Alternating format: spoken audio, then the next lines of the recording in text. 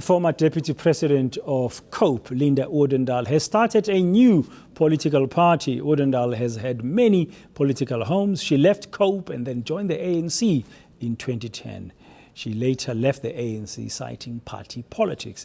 Odendaal is now with us in the studio to tell us more about her new party called Building a Cohesive Society. Morning, Lynda, and thank you very much for coming in. Morning, Dave. What a long name for a political party, Building a Cohesive Society, and the word party is not even there. Why this? Why building a cohesive society as a party? Dan, I think, thank you for the opportunity, and to all our viewers out there, it was Freedom Day yesterday, so you know we are celebrating our freedom, but we still believe that there's a lot of work to be done. And we've seen in the last number of years, and particularly the last year, you know, a breakdown in perhaps society in terms of, you know, a lot of the issues around racism and so on. So we believe there's still a lot of work to do post-94 in terms of building social cohesion. And some of that is about unemployment. You know, a lot of the challenges that we're seeing is not really about racism, it's about the challenges of people getting into the economy. So we believe that there is certainly a call, and South Africans are disillusioned, you know, with current politics. Lynda, you're a businesswoman. That's what we know. You've been in business for some time. Social cohesion, creating jobs, does not necessarily mean you must have a political party. Why have you decided to have a political party? You were not successful as a member of COPE. Let's put it like that. There were fractions in there. Yes. You then joined the ANC and then you left. But as a business person, could you not contribute differently to social cohesion yourself through your business efforts and create jobs? So largely, that's what I've been doing while, you know, I have been active in the ANC as a member, and obviously I've left through challenges that they themselves are having. And I think the leadership challenges in terms of the call for President Zuma to resign have put some question marks around the integrity. But the impact that's having on the country is considerable from a business perspective. So it's all good and well to sit back in business and say, well, you know, somebody else will deal with these problems. Sometimes as South Africans, as business people, and particularly, it's, you know, I've had a political background now. You know, I've been working in communities from a social perspective as well. I'm not the same person I was in 2009, 2010 in terms of, at that point in time, I probably was pretty young going into politics. And maybe naive a little bit? Well, you know, I'm not naive anymore, and I think that's a very important point to make. We ultimately, anybody's career is a bit of a jungle gym. Sometimes you're going up, sometimes you're going to the side, and sometimes you're going backwards. So politically, I think we're in a good space right now, okay. And particularly myself. Okay, well, in simple terms, I mean, building a cohesive society is like a call to action. It's like, you know, it's not a usual name for a party. What's the vision here? So I think in terms of South Africans being so disillusioned at the moment, you know, we watch, as a former member of Parliament, we watch Parliament and we really, you know, we look at the shenanigans that are going on, and I don't think we, as South Africans, are happy with what we're seeing. We in essence are looking to leaders with integrity, leaders to build integrity and to take the economy.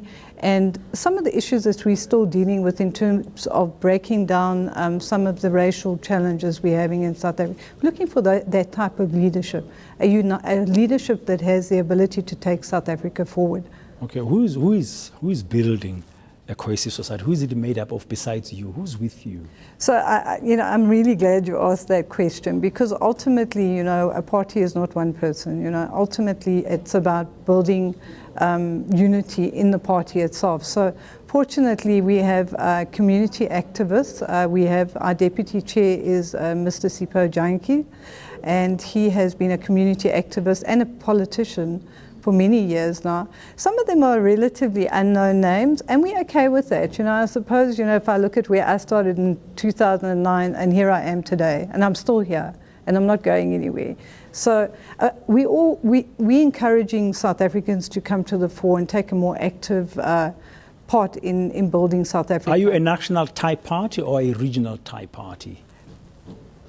I think the question you asked me when we started out was, how are we doing in terms of building this? You know, we're so close to local elections. We're already in six provinces, and we will contest at least 3 of those. Have you got the numbers in those 6 provinces in terms of support? We certainly have, and that's the interesting part about this. You know, the last 2 months have been amazing in terms of ordinary South Africans and even politicians, you know, walking over to our party. We saw on Monday we had leaders from the EFF, the DA and the ANC joining our party, and that excites us. Okay. Now, manifestos are being launched. We are 4 months away from the 3rd August election. I don't know when you're going to launch your manifesto. What prospects do you think your party will enjoy in the election? We see so many small parties and always losing out to the big fish, as we call them, the African National Congress, the Democratic Alliance, and recently we've seen the rise of the EFF. We have a 10-point plan in place. Some of those issues are bread and butter issues that we see South Africans complaining about every day, and that's what we're concerned about. Parliament, we contested, we didn't wait till national elections, we're contesting local elections because that's where the people are. Because people are being disenfranchised even by our current politicians. They're so focused on President Zuma and Zuma must fall that they've actually lost perspective in terms of like our people. So we have a 10-point plan, and we're going to work to that. Our people were on the ground yesterday in a community in Utnag, rebuilding a toilet for a disabled person in their community. We think those are the important issues: education at the ground level, good governance, and taking South Africa forward at local government level.